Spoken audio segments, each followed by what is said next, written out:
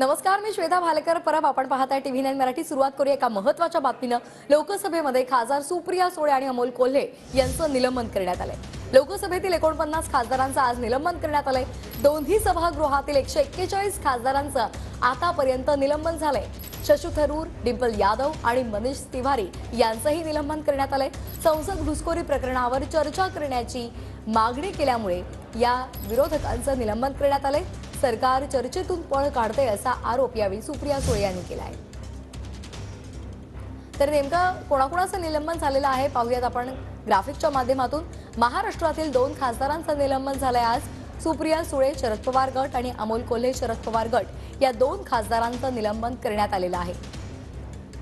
संसद घुसखोरी प्रकरणी त्यांनी चर्चेची मागणी केली होती. त्या संदर्भात ते आक्रमक झाले होते आणि म्हणूनच त्यांचं निलंबन करण्यात आलंय.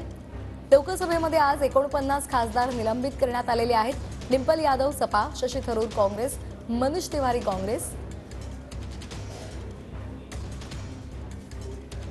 त्याचबरोबर कार्ती चिदंबरम काँग्रेस, दानिश अली जनता दल बहुजन समाज पार्टी आणि एसटी हसन सपाचे त्यांचं निलंबन करण्यात आले.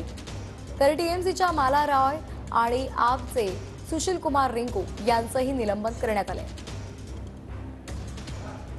हिवाळी अधिवेशनामध्ये संसदेच्या सुरक्षेच्या मुद्द्यावर विरोधक खासदारांनी चर्चेची मागणी केली आणि त्यामुळे त्यांचं निलंबन करण्यात आलं.